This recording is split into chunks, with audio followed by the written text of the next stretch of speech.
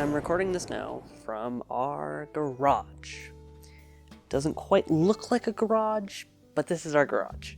This is the main heart of our LEGO operation. Now, because it is all run out of our garage, we don't actually have a brick and mortar store per se. So what we do is we go to conventions, pop culture conventions, specific LEGO conventions, and InfinityCon has been one that actually started locally near us. It started in Lake City, and they moved to Tallahassee as for their larger event, and it's perfect for us. It's the exact size we need, and it's exactly where we fit in. This year, I decided to document a bit of what is going on. As we went along our day, I took tons of photos, and I took some video of us setting up and a few shots of us closing down. Honestly, when you're setting up, one of the hardest things that you have to do is figure out where things are going to go. Now, we talked about setting up it exactly like we're going to have it at the show, where everything was exactly where, take photos, and then bam, all we got to do is, put up some shelves, and you're done. But it didn't quite work out that way. Time is still always a factor. Rather take a little bit of time before the show to set it up, or take time out of your day, long time before the show, to set it up and retry. You can simply do it the day of. Instead, we opted to simply wing it. Figure it out, set it up, go on our way.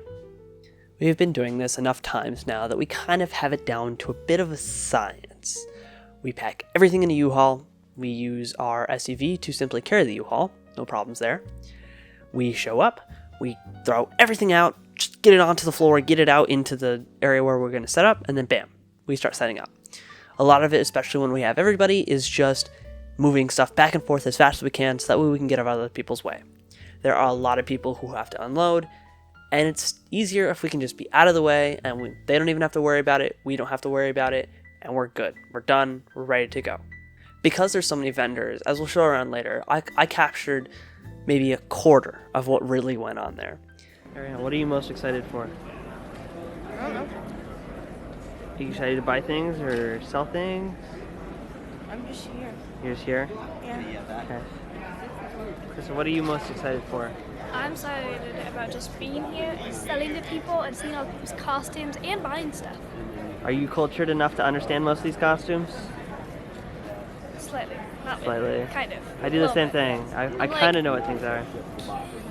I know what you're from. Yeah, that's fair. That's fair. Dad, what are you most excited to do here? Dad, what are you most excited for? No, selling off Lego that we had extra of. Yeah, that's fair. We do a lot of that. Anna, what are you most excited for? That's the one. Okay. That was a bit busy. So, what is a pop culture convention anyway? I use pop culture convention as a nice way to say ComicCon, a comic con. Basically, what happens at InfinityCon is anybody who enjoys comics, enjoys pop culture, that means TV shows, movies, anime, art, comics, obviously, books, anything that goes on in those categories is what's considered and covered under this InfinityCon pop culture convention. They hold cosplay contests. Now, cosplay gets a bad rep, but I think it's a really cool way of showing that you support and like a character. They had whole cosplay contests. You could sign up beforehand and they gave out cash prizes, and I believe they had some physical prizes as well for those who won those contests. People dressed up in all kinds of costumes. Darth Vader costumes, R2-D2 showed up, we had Killua, we had these beautiful mushroom ladies. They were hilarious. One lady, the person on the right, her thing lit up. She had like fairy lights in it. So cool. Like so cool. There was Dadpool. He was fun. He actually gave talks for the kids. It was pretty cool. There were so many more I forgot to mention. There was a full-size Pikachu that went with the Pikachu car. There is a Mandalorian, which was super cool, and this guy who had a hard hat on and like his own little vehicle he built. There was some furries, that's to be expected. There was some super fun Spider-Man A couple of them I'll hang out, but by far my favorite, who I think won in my book, was Hobie Brown, Spider-Punk from the new movie Across the Spider-Verse. By far my favorite movie of like the 2020s. He had an amazing costume. All of it was, you could tell, was handmade. It was high quality. It was true to the character. It was super fun to see him hanging out, having a good time. There was also the Spot, and I can never remember her name, but she's the helper lady from the movie, same movie, Across the Spider-Verse. It was super funny to see them come out. Really cool one I saw was Princess Leia. She had a really nice costume. Her hair looked fantastic. Her robe and weapon was on point. There are so many cool people who do amazing costumes. I wasn't able to capture everybody from the contests, but these were just some of my favorites, and any time I saw somebody who truly stood out, I went and asked for a photo, so I could share that a little bit with you. These were definitely by far my favorites of the entire show. On the other side of the convention is the arena. Now the arena is where a lot of the fun stuff goes down, like the battle bots. Now, they had their very own BattleBot arena this time. They've never done anything like this before, and it was super fun to go watch. See, there's two different versions of BattleBots. What they had here was make, build, fun. It was really cool because they gave you actual kits to build your own bots. Obviously not for free, but you could build your own bot out of plastic parts using off-the-shelf components to create weapons, tools, and then you'd fight another bot. I was able to witness one of those fights, and it was pretty cool. It wasn't anything crazy. Obviously, the people who were doing it was having a lot of fun, and I really enjoyed watching it. But what the really meaty part is of this BattleBots competition is people who build their own custom bots. These are made of aluminum or other metals and are full of real, scary weapons. Now, the robots you're seeing on screen, the one that's low profile and black, has a large spinning bar on the front. The mass of that spinning bar is so much because of the torque and speed that it's being spun at, it creates an angular momentum. Every time it turns, you see one whole side of the bot lift up. And that's something you literally have to consider. These bots are spinning pieces of metal so fast that you have to consider that you can't turn that fast because you're literally going to fly away. Now, most of these bots are actually designed to be multi-directional. That spinning bar one understands that there's a high chance it could completely flip on its side. So it's designed to run upside down or right side up. This is a great advantage because no matter what happens, like being launched into the ceiling, you don't even have to worry about it. You'll be able to continue fighting and move along. Now, this is just like a little bit of the total convention. I decided I wanted to film some of this. They have huge, big picture screens up on top that would let anybody in the arena watch. They had multiple VR stations.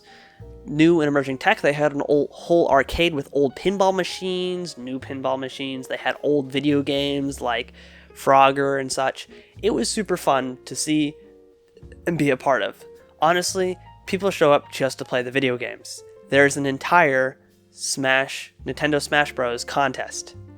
They win real money from showing up and playing Smash Bros. That's pretty cool. My favorite part of any of these conventions is just seeing the other people and having fun. My favorite season is winter because I like Christmas. Now, only in the past year have I celebrated Christmas, but I love Christmas just because it's a time when other people are happy and celebrating. Love seeing people enjoying what they do. And this is one of those places where people just enjoy what they enjoy. They don't care. They just love to come out and support what they do. There's tons of artists. There was probably at least 36 artists, all selling little knickknacks and trinkets and little cute plushies. There's tons of fun stuff there. Almost all of those artists are open for commission.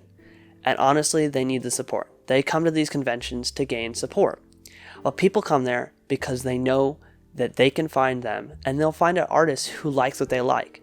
Maybe it's their favorite TV show, and they want a character from it. Maybe it's their favorite cartoon, and they'll ask them, hey, can you paint this picture, or this character, or this scene for me? That's what people come to this convention for. That's what's truly special.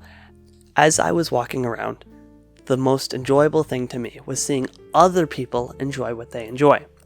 The characters they dressed up as, the art that they were looking at, it all contributed to what they enjoy. Comic-Cons are a place for people to get together who enjoy similar things. Not very often did I see a person come alone. Most people came in twos or groups of friends, and all the friends would dress up together and they would enjoy their favorite characters, they would talk about the shows. There was tons of people just sitting on the ground everywhere you went. They were having lunch, they were just sitting hanging out. People were making TikToks all over the place. A convention is a place for people who have similar interests to get together, and that's all that this convention was. And it was so fun to be able to be a part, to sell our Lego, to be able to, offer a bit of an opportunity for us, but also to be there for other people. People never stop coming up to our booth. Genuine Lego is the most special feeling, because as a kid you loved it, and as an adult you can love it even more. There are some other people who still knock off Legos. People always came back knowing that this was genuine Lego. And I'm very grateful for the opportunity that allows me to go to places like that often, that allows me to see other people enjoying themselves. Maybe one day I'll learn and I'll begin to appreciate the culture myself and actually take a part and enjoy my favorite characters as well. But for the time being, InfinityCon is a place where people enjoy what they do. And I'm not here to judge them for that. And I think it's a great experience, and I urge you to find something that you might enjoy and take it there. Find others that enjoy the same thing as you. It's fun.